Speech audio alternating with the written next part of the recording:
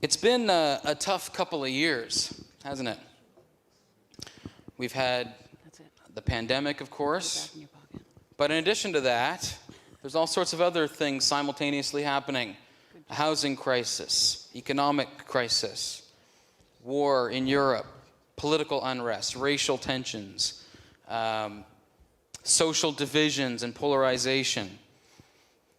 People have lost a lot of loved ones. There's been a lot of grief, and in a lot of cases there hasn't been an ability to grieve properly because of restrictions around the pandemic.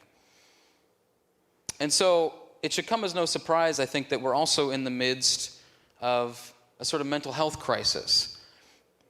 I don't personally struggle with mental health, and yet I will tell you that there were times and days, moments, seasons throughout the pandemic period when I surprised myself to find that I was experiencing depression-like symptoms at times.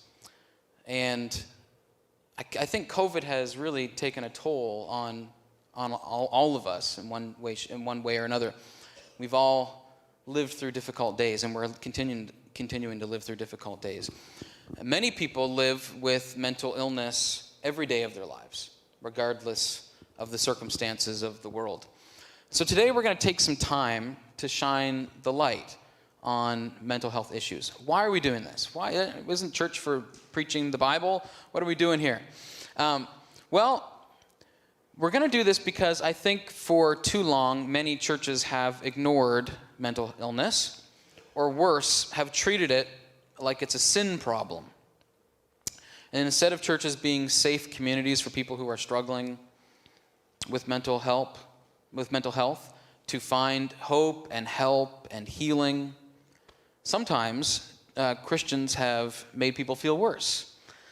And sometimes that's through over-spiritualizing some of these things. And sometimes through steering them away from clinical treatments that could actually make a difference. Just yesterday, I was listening to CBC Radio, and they were talking about quitting things. And they were interviewing a gal who quit Christianity, and which is a common theme these days. A lot of young people are deconstructing their faith and walking away from Christianity. And this gal who had done this very thing and had quit evangelical Christianity, she said that the initial cause, the thing that got her started on that journey, was her church silencing mental health conversations after someone in the church had committed suicide. And furthermore, the church's dismissive attitude toward medication and therapy really turned her off. And that was what got her started on this journey of leaving the church. So I hope today that we can do some work together to gain a better understanding of where our faith intersects with mental health and with mental health support. We need to get this right. There's a lot at stake. We have 3 people today who are going to help us navigate this. The first one is Crystal Hill. Crystal is a registered social worker employed by the NSLA as the Indigenous social worker. She has an extensive background in mental health through personal and professional experience. Crystal worked for 13 years in various positions at the Canadian Mental Health Association here in Truro, leaving her tenure there as the executive director. Since 2007, she's been instructing mental health first aid, which she did here just a few weeks ago at Emmanuel. Additionally, she passionately shares information on mental wellness with her legal aid colleagues through educational sessions and practices self-care on a regular basis. I met Crystal through serving on the TRAY board together. She attends Truro Heights Baptist Church with her husband, Paul, who's sitting next to her. So let's welcome Crystal. Everyone, let's welcome Crystal. Good. Okay, Paul. Paul is Crystal's husband. Some of the men in the church would be familiar with Paul because he's led the men's Tuesday morning Bible study for a number of years here at the church, although he attends Truro Heights Baptist. Paul has lived with mental health challenges since his teenage years. He has been on various medications since his 20s, was diagnosed as manic depressive, now called bipolar disorder, in his early 30s. From his teenage years, Paul experienced strong suicidal ideation, anxiety, and depression has impacted every aspect of his life. This led Paul to use alcohol excessively as a means of coping and usually negated any positive effects of the medications. In his late 60s, Paul became a Christian through the Alpha program. And it was at this point that there was a significant change in his mental health. He stopped using alcohol, and his medications began to be more effective. Focusing on Jesus instead of himself has helped him significantly in maintaining more stable mental health. We're going to hear more from Paul shortly. Let's welcome Paul.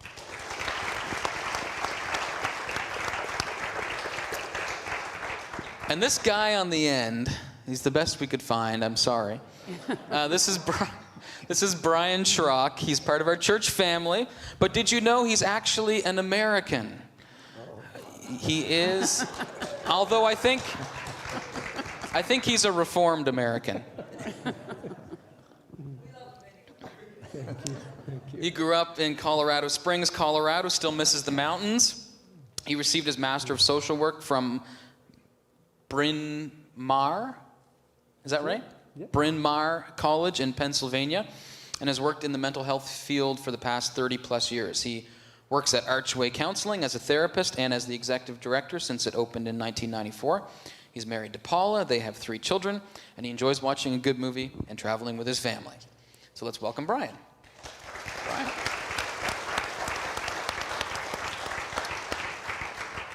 Now, I'll be asking some questions. They'll be giving some answers, and I want to give them as much time as possible in the limited time we have, so let's get started.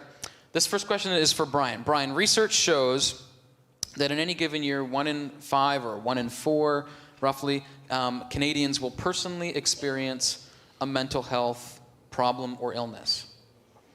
Give us a sense, if you could, of what's happening right now in our own community regarding people's mental health and well-being. How has the pandemic and other global economic realities led to an increase in anxiety, depression, and mental health issues? I assume it has. So can you share a little bit about that?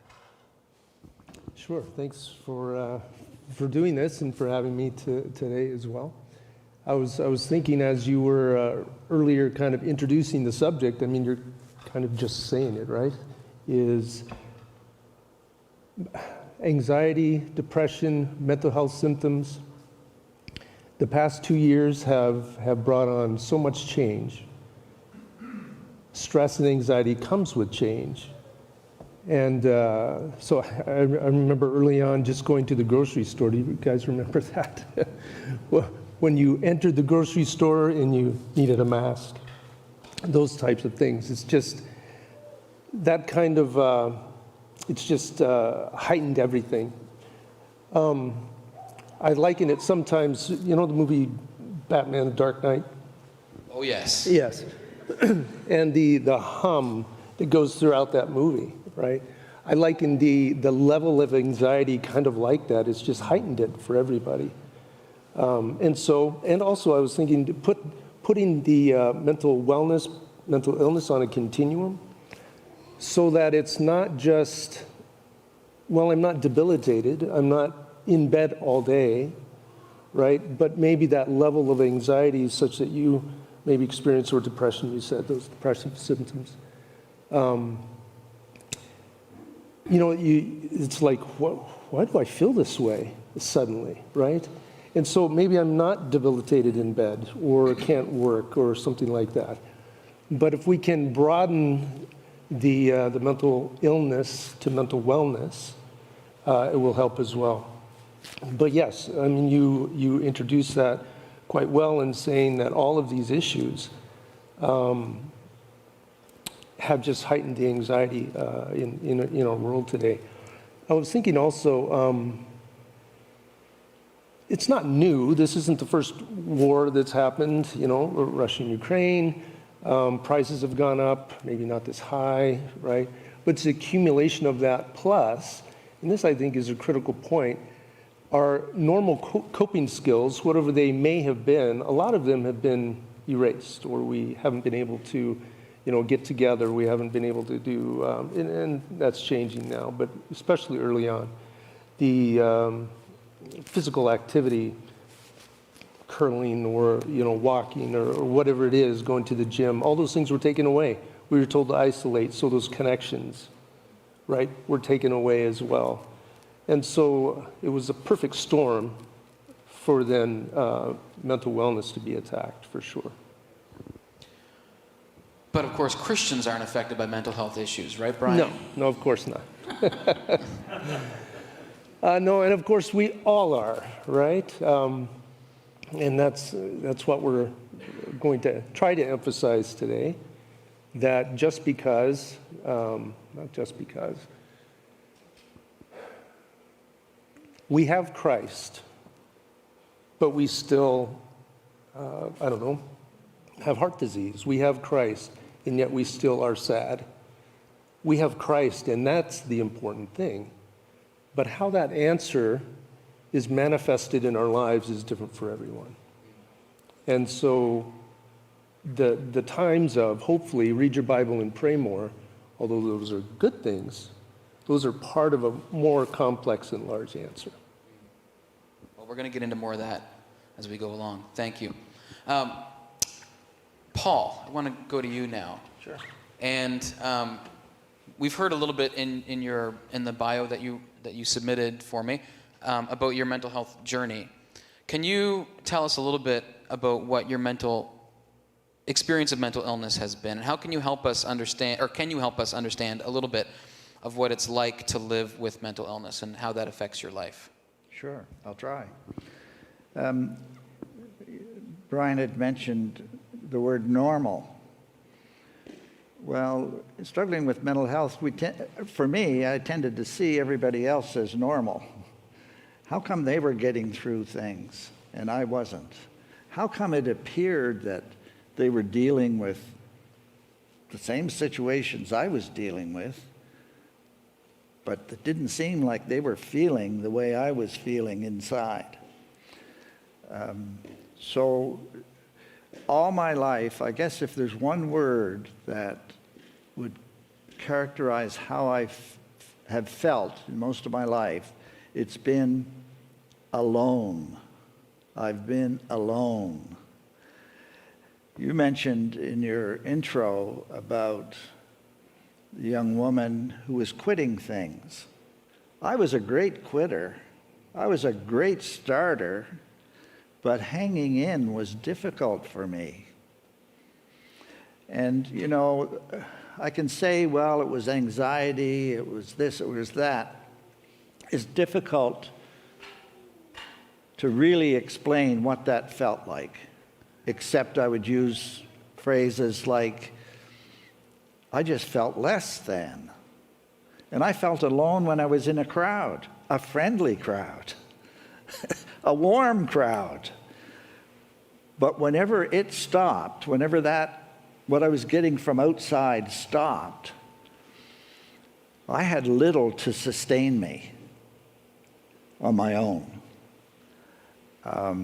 So sometimes, say in a work situation or in a sports situation or something, I would do something well, and I knew I did it well, but I didn't get anything out of that unless that was acknowledged by others.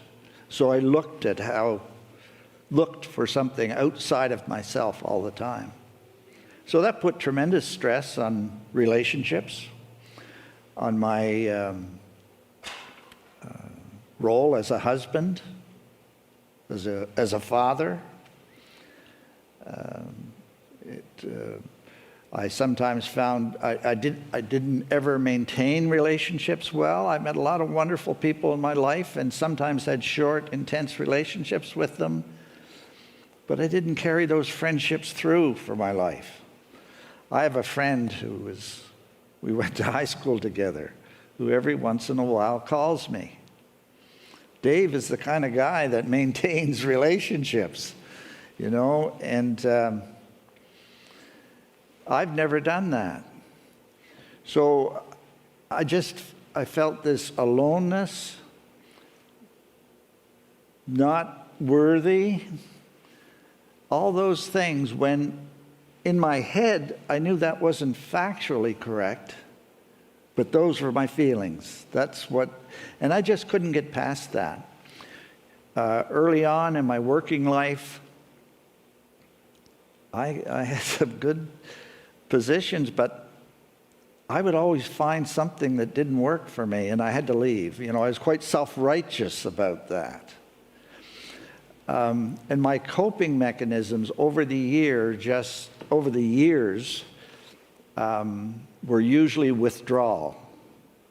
And that's about the last thing I needed, was to withdraw. And you mentioned COVID, for me, COVID was a blessing in the sense that it gave me license to withdraw appropriately. People didn't notice so much or whatever. So I still struggle with that. I lost a thought there, but so my day-to-day life often was I would go home from work, I was exhausted. So my relationship with my children, I didn't have much left over for them. I loved them and hugged them and did all those things. But when I look back on it, I wasn't a very good father. And I certainly wasn't a good husband.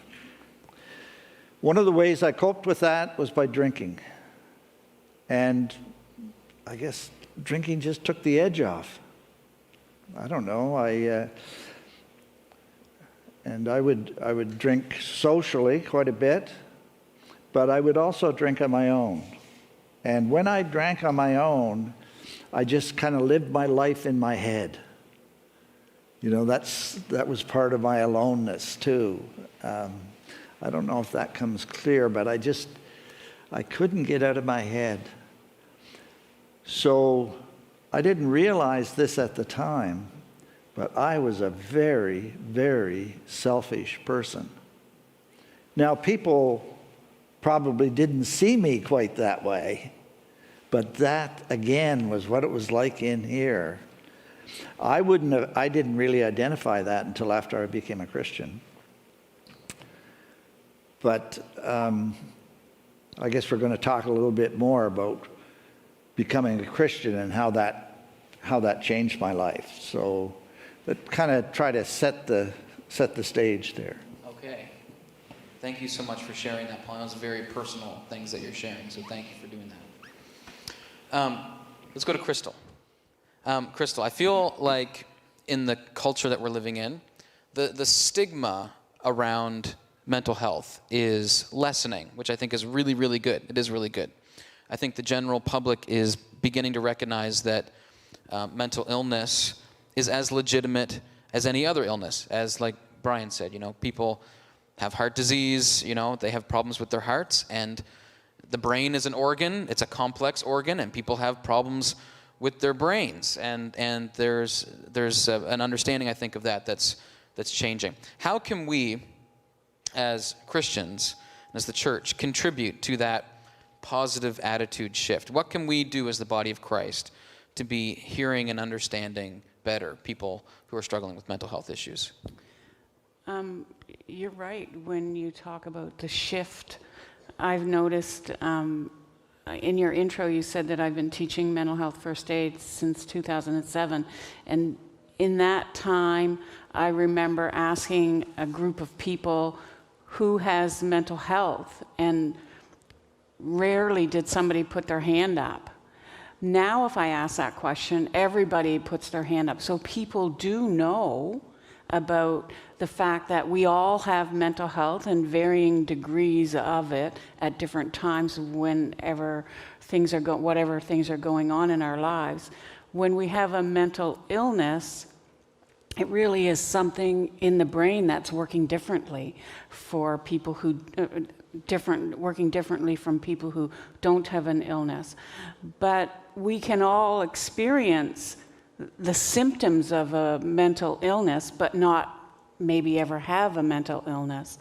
So what we can do is really embrace our own wellness and pay attention to our own wellness and what we're doing to keep our own self well, and acknowledge that there are people who really do struggle just to put their socks on, just to decide what to wear today.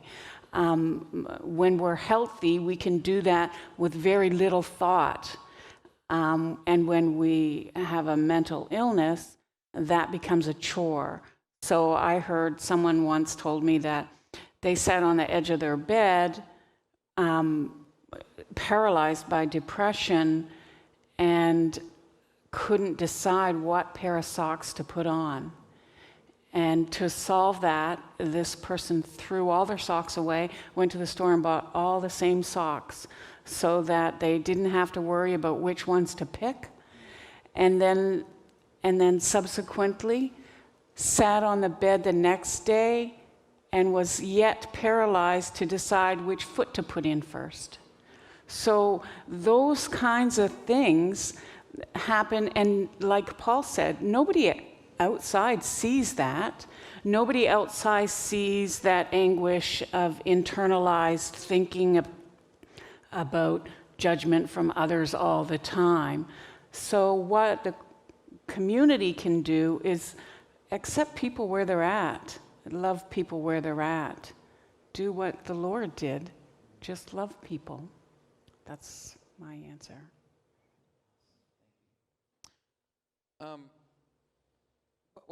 This is for Brian, Crystal, I mean anyone who wants to answer. What would you say to people? What would you want to say to people who are struggling with their mental health? What supports are available to them?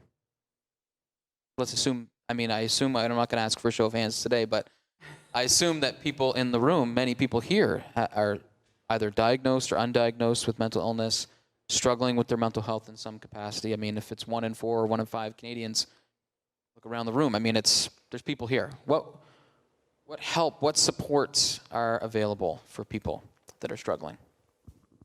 If it's 1 in 4, I would argue that everyone is affected. I'm not personally affected by mental illness, but I'm personally affected by mental illness because of family members and my husband. So we're all affected. So if it's not you individually, at some point in your life, your mental health is going to be compromised, even if you never, ever get a mental illness. Your mental health will be compromised because of some loss you're going to experience. The things that are helpful that I know is since COVID, there's been an extreme amount of support online. One of the things about that for somebody who's struggling with their mental health is it's absolutely overwhelming. There's so much information. So to be able to decipher that is probably not the best route to direct somebody who's really struggling. To direct somebody to talk to their doctor about it. Sometimes people struggle and never really ever talk to their doctor. So have that conversation. That's a starting point. Brian? Yeah, I would say also I try to normalize it and to generalize things, right? I like gray. So again, you might not be paralyzed in bed, but you might be struggling somehow, just down all the time, sad. I hear that all the time. I'm sad and I don't know why, especially from young people. I'm sad and I don't know why, right? So getting at your question again, specifically the supports around. So one is to generalize it and say that you're not alone. Others struggle. I like to say we all have something, whether it's, and then is it a family member that's struggling with mental illness, or is it you just struggling with sadness or anxiety? Whatever it is, it's something, right? And so connection to me is key. Connection, like Crystal said, maybe telling your family doctor, maybe medication would be helpful for that. But a trusted friend. I get the question sometimes, well, the counseling, what is that? How does it help, right? Therapy, what does that do? And I kind of, not wonder, but The answer I give the most, because I believe the most, is something happens when we're able to, without walls and with safety, be ourselves and say whatever we need to say and have a connection with somebody else. That's Without a lot judgment. Pardon me, no judgment. Yeah. And to have a guided conversation, that's what counseling would be. And so to get connected to whether it's a trusted friend, maybe it's a professional, maybe it's not. But yeah, and don't be afraid about medication, because it does help. I want to just talk for a second about medication, and Paul may have something to say about that too, but I asked my mother's permission to share this today, but my mom is diagnosed with bipolar, and she has been since she was a teenager, and so I grew up in a home with a mother who had serious mental health issues, has been hospitalized at times for it. And so you talk about, how it affects us all, definitely affected our family and my childhood.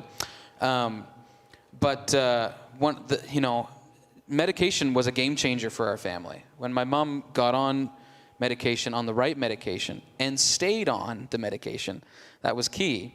Because sometimes she would feel like, she would feel good because the medication was working, and then stop using the medication, and then she would go manic or depressive or crash in some way, and then it was bad. And so the medication had this effect of stabilizing my mom, and still does. She still takes this medication, and she's still able to remain stable as a result of that. And it's so there was a time, I think, when that may have been looked down upon, or especially in Christian circles, when people would have said, it's a lack of faith, or, you just got to pray more and throw away the medication. And medication isn't the answer for everyone. Not saying it is. But it definitely is for some people, and it is for my mom. So, Paul, did you want to add something to that? Yeah, it is about relationship. I mean, that's the helpful thing. But I was diligent in seeking help. I saw more counselors and psychiatrists and psychologists, and that all helped. But I wasn't able to internalize that for any length of time. I would come out of sessions thinking, now I got it. And by the time I got home, I was depressed again. It didn't stick. So it is relationship, and it can be a spouse. It can be a counselor or a professional person. It can be a good friend. But for me, it was Jesus Christ. Nothing else registered until I became a Christian. And what that did was, I mentioned being alone, having that tremendous feeling of alone. How come everybody else was coping and I wasn't? That's how Jesus affected me. For the first time in my life, there was something outside of me that I could relate to, have a relationship with, that was meaningful. I guess I forgot the other thing I was going to say. I'm also an old guy. If I could just interject there as well, yes. I'd sometimes like to say that the answer is Jesus. How that manifests, how that answer manifests, that's the key, right? So if we have a kind of a single-minded approach to, say, pray and read the Bible more, right? It's not necessarily going to be everything. So Absolutely. Yeah. I think the thing with Jesus for me was, before I was my own God. Okay, that's how I was living my life. A lot of people live their lives that way. He gave me the real God. Okay, so it was relationship, and it isn't just reading the Bible every day. I read the Bible every day, and some days that's not worth much. That I'm there reading it. What was that, Paul? No, I get it. I understand what you're saying. I've been there too. It's okay, it's being recorded, so No, but what I mean is we can sit down and read the Bible, but not be there, not engage. Okay? That's what I meant. I guess the church is not the place to say that, but... No. It's true. It is true. It's absolutely true. Absolutely, it's true. Yes. No, I'm just teasing.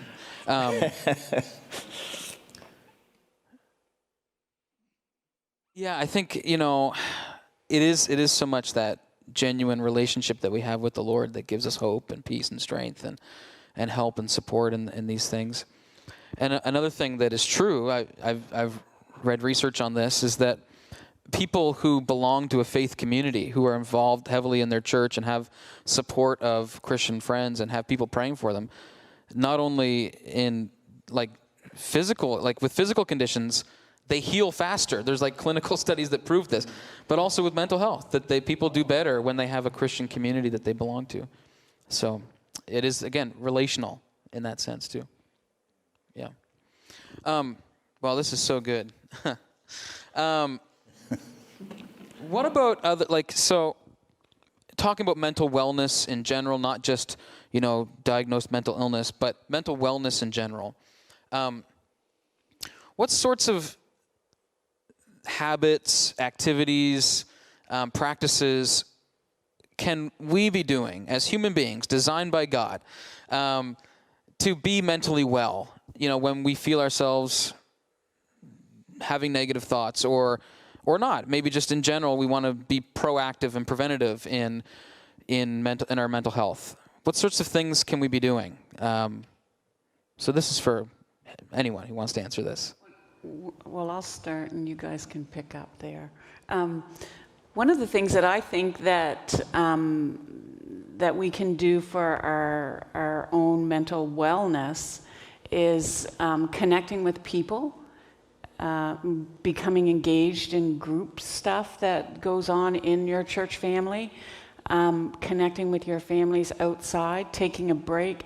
COVID really put a lid on all of those things, and we all were told to stay home, to stay safe. And so I think that part of COVID has impacted a large part of our population's mental health because of those things that we were not able to do. We were not able to gather. We were not able to connect. All our groups that we were involved in shut down. All the groups Paul was involved in ceased to connect regularly. So those kinds of things are very helpful. In the absence of those, what do? You connect with, you learn to do things. Lots of people, maybe not men so much, but some men do. Some men do things like quilting. Some men do, and when you're doing something specific and you're working on something, and it applies to, I see it where it applies with Paul is when he's working on something with regard to a group, he's focused on that task. When you're focused on that task, you're not dwelling on what's going on in your mind. You're really paying attention to the task that you're doing.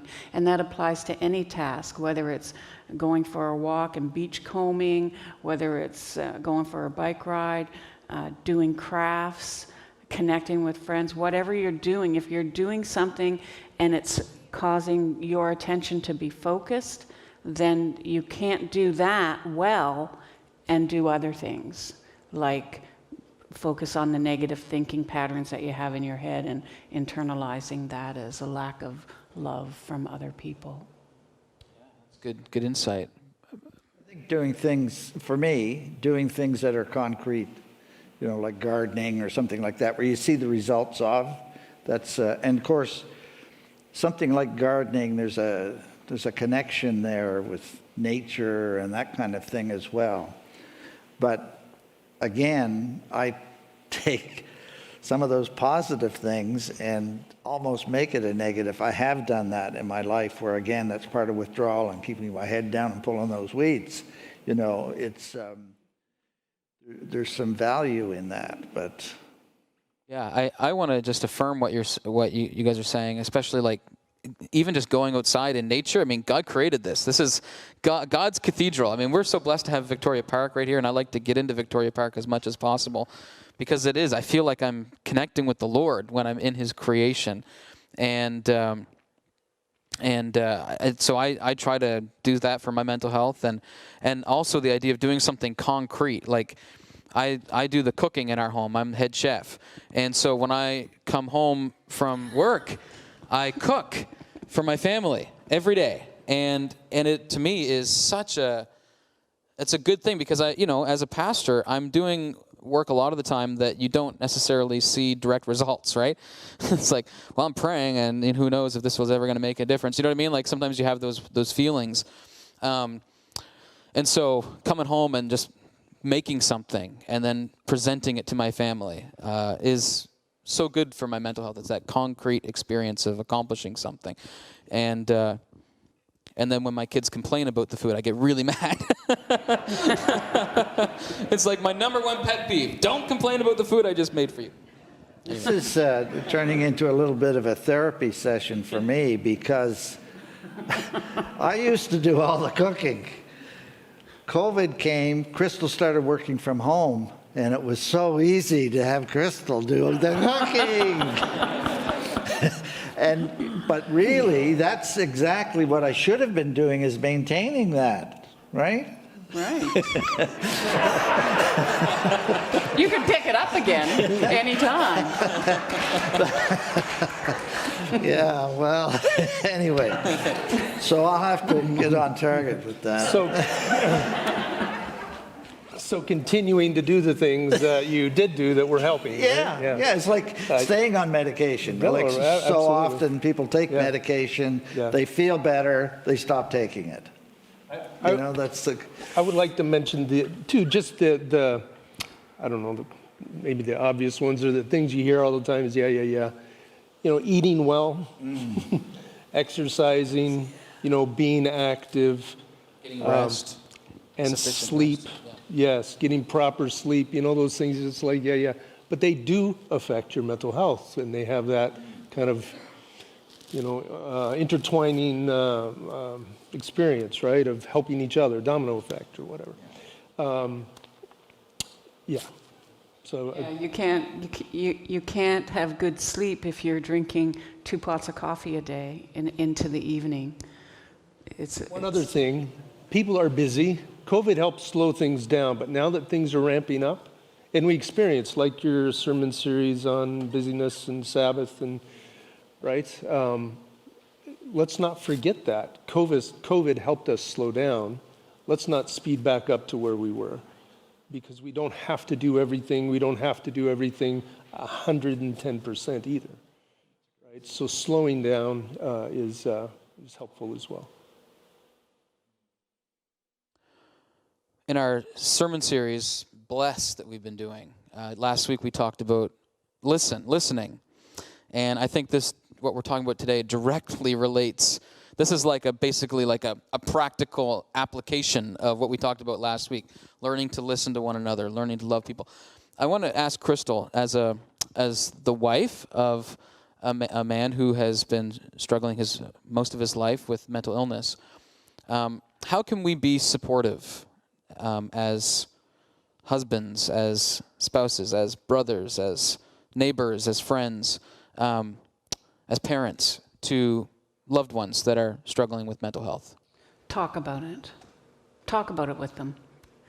They want to talk about it. Allow that.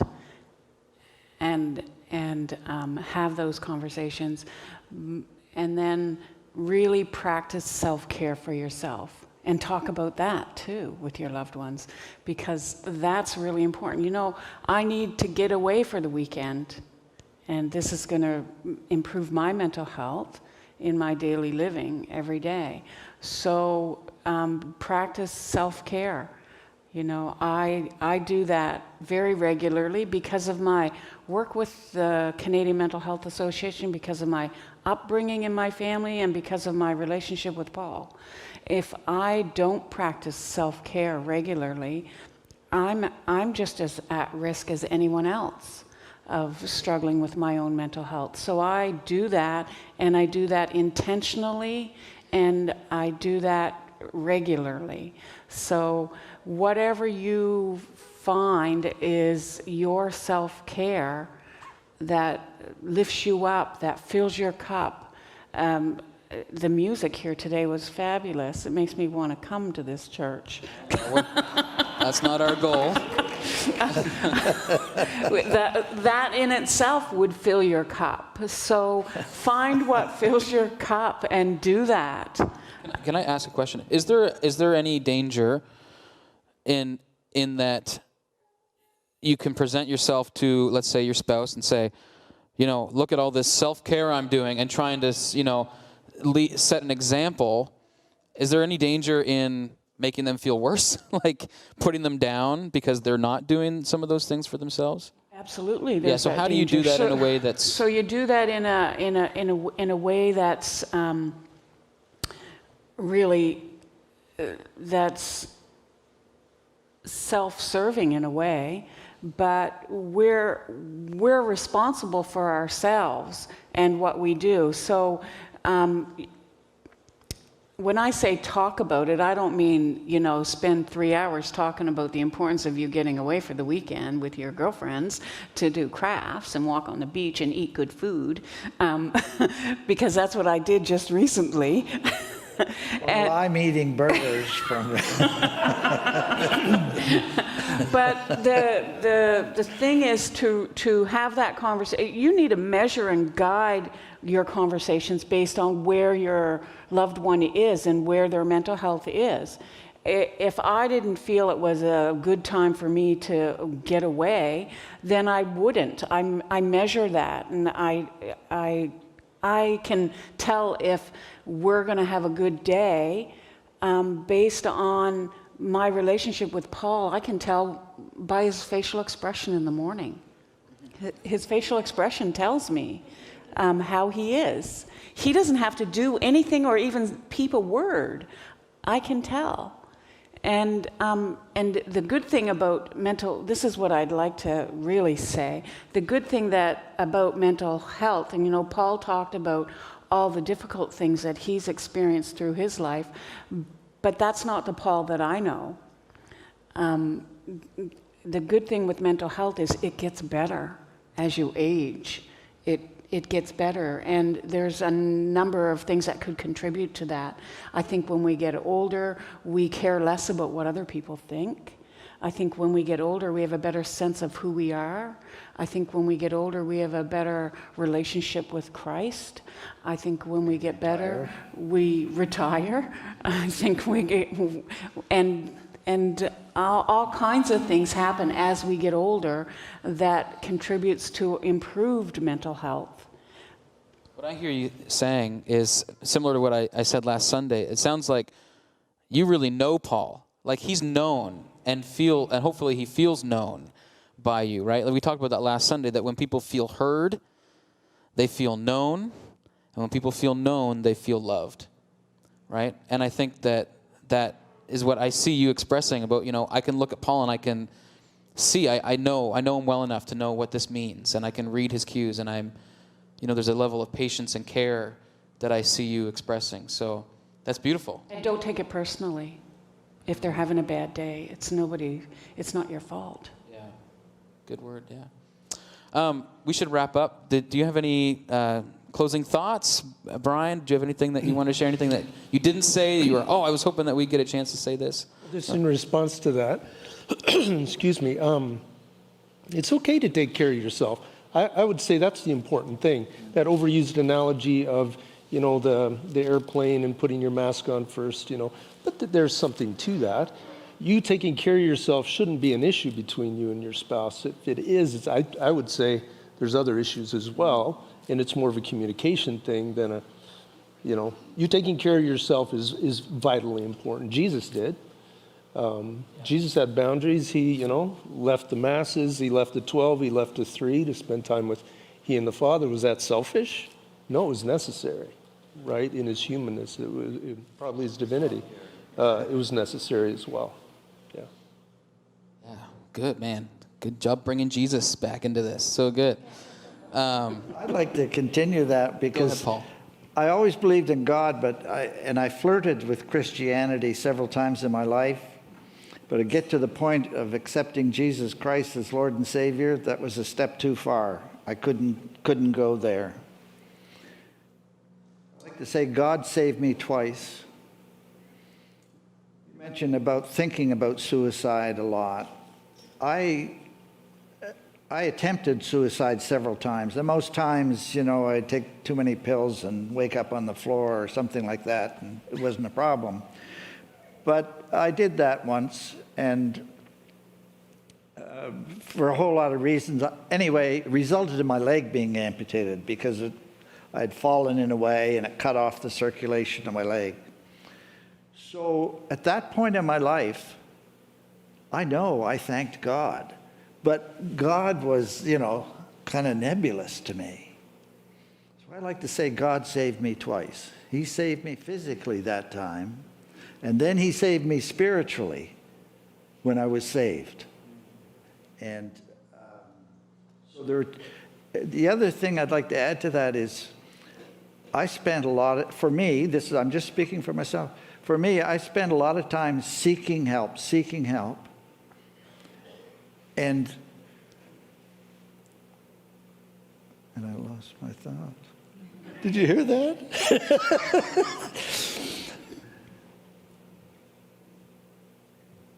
Please, just hang in there. Come back. Hang in. It'll come back. It's coming. It's coming.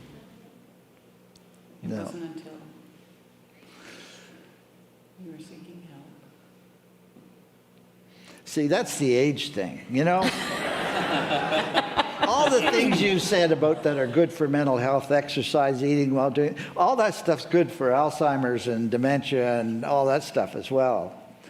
I don't know where I went with that, but hey. Sure, question from the audience. Thanks, Neil. We have a question. So Paul, I'm just wondering, how has your personal wellness practice changed since becoming a Christian? The question is, how has your personal wellness practice changed since becoming a Christian? One thing is because I became a Christian so late in life, I kind of immersed myself in what I call catching up. That means a lot of study, a lot of involvement with church and church activities, that kind of thing. So it gave me something that we were talking about before to focus on. That was a big thing for me.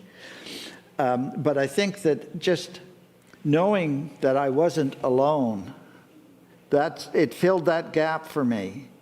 I still, as Crystal's indicated, I still get up some mornings and I don't, it's not going to be good.